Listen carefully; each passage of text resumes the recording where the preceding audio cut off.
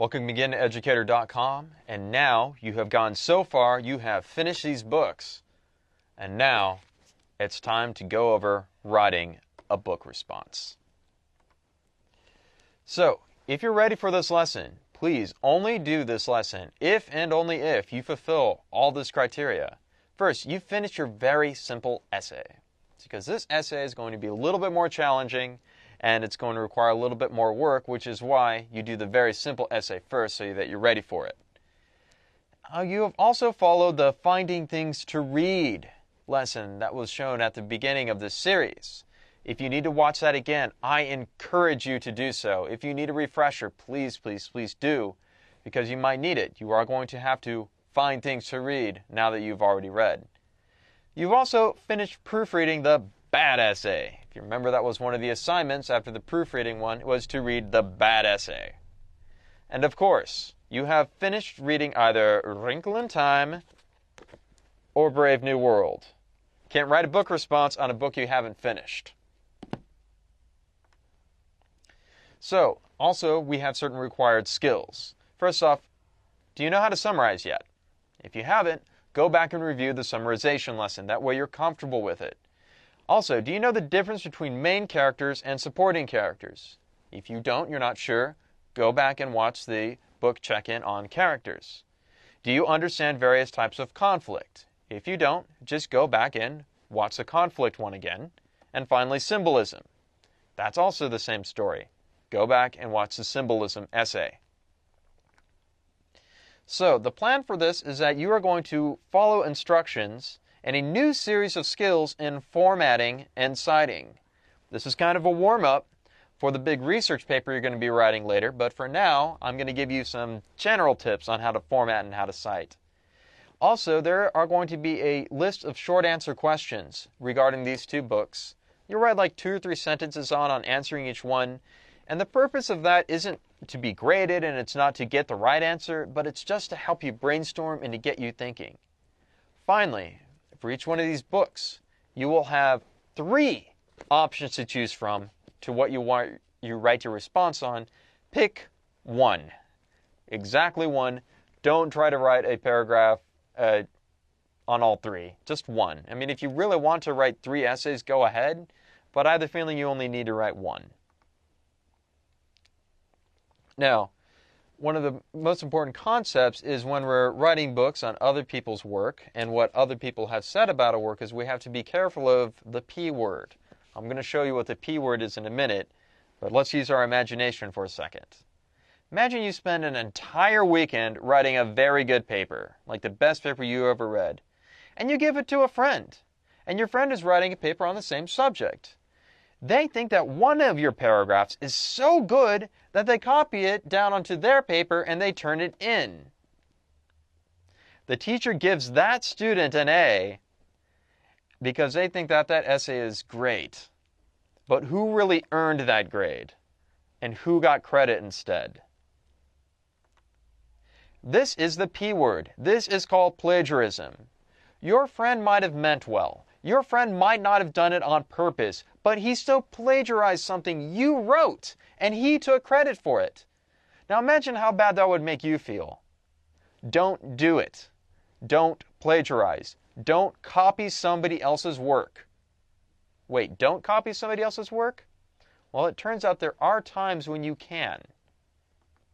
So, when is it okay to copy something that somebody else wrote?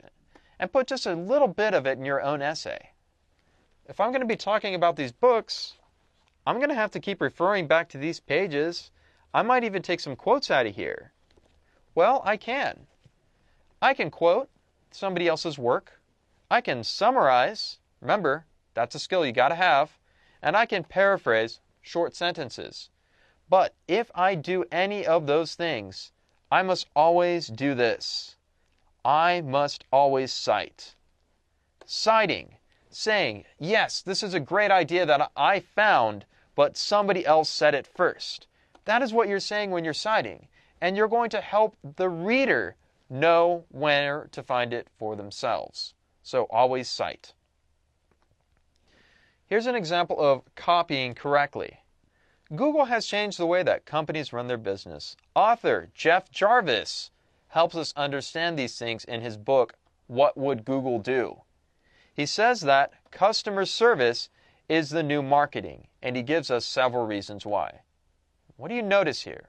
What have I done to let you know that these words right here, customer service is the new marketing, are not my words, but somebody else's words?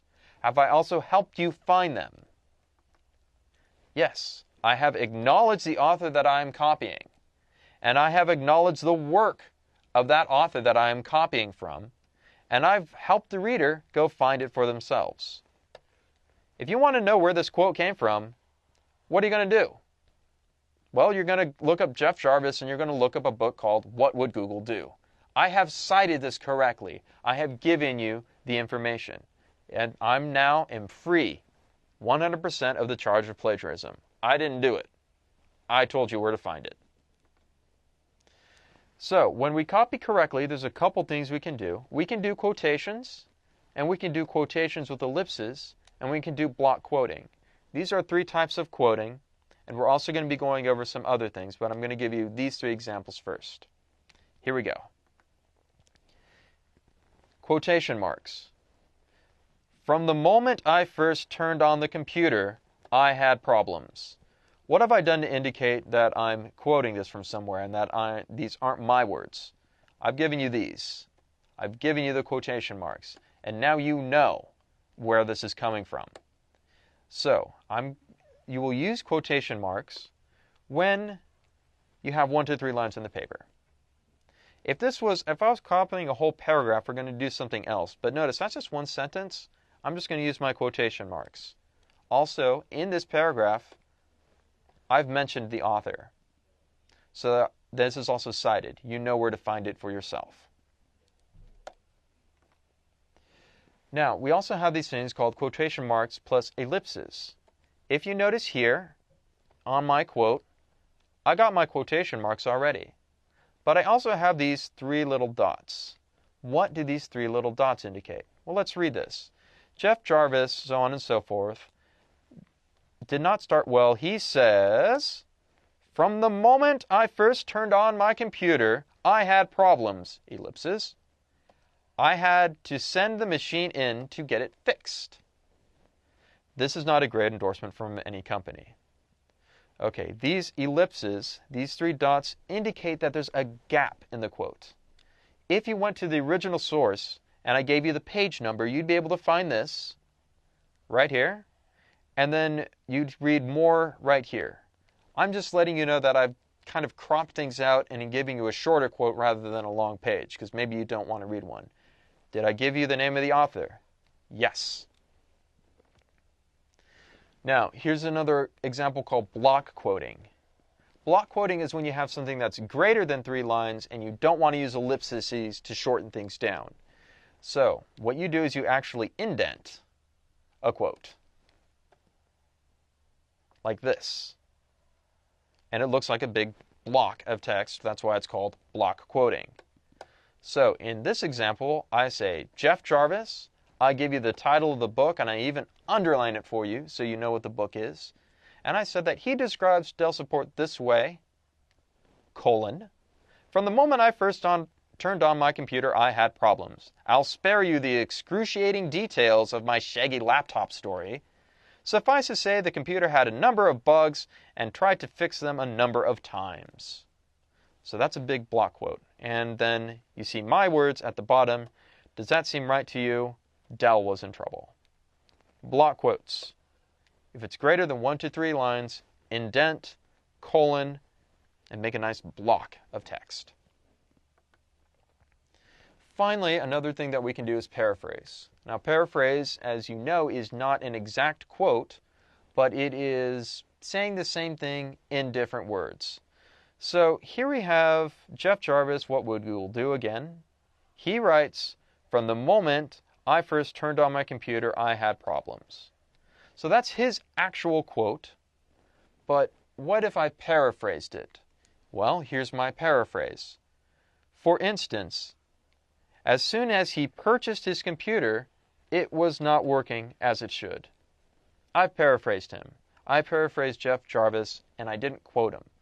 I would still need to cite this, so I'm giving you name and I'm giving you book in both examples. Don't forget that. And of course, there's summarization. Now, imagine I just had a big chapter of this book that I'm responding to, and I'm just going to say, in one chapter of his book, what would Google do? We learn about the author's frustrations with Dell tech support, how he and other customers responded, and how Dell corrected its problems. Quick summarization, I'm not giving you any quotes at all. I'd still probably need to cite that. That's why I'm giving you the title of the book. Didn't give you the author's name, though. Ask yourself, do you always need to say directly in a statement whether you're the title of the book and the author? Is there maybe a better way to do this, an easier way? Yes, there is. Whenever you paraphrase, quote, or summarize from a large passage, you have to let the reader know where it's coming from. That, again, is called citation. But I don't always have to cite by making an introductory statement. This author says, in this book, on this page number, 1, 2, and 3 make 5. I don't have to do that all the time. I can do a number of methods. The method I like you to use for your book response is going to be called footnoting. So, here we go. I'm saying it right in the book again. This is what I want to avoid. Here's something a little bit more succinct. Google has changed a number of ways. What as one of the most important lessons? How about customer service is a new marketing? I'm not saying anything about Jeff Jarvis. I'm not mentioning his book, so how am I citing? I got my quotes. I'm letting you know that I'm getting this from somewhere else, but I'm not letting you, the reader, know where it's coming from. I'm using the footnoting method, which again is the method you're going to use. Here we go. We got a little number 1 here, and then we have at the bottom, Jeff Jarvis, what would Google do, page 56. This is a real example, easy example of a footnote that you will type up and put into your papers. Now, each program you use, like Word or what Mac uses, all have their own ways to footnote, and you'll have to find that on yourself. You'll have to use the help files. I'm going to give you a quick example of maybe how you can find it. But remember, your software might be different than the software I use to type up these lessons. One thing you can do is you can just go into the text and find where your cursor is blinking. And then usually at the top, you have a section called References and an area that says Insert Footnote. This is the easiest way. You just click on that and select Insert Footnote. Now there's a format to your footnotes that I'd like you to follow. If you're citing a book, last name of the author, first name of the author, the book title underlined with page numbers.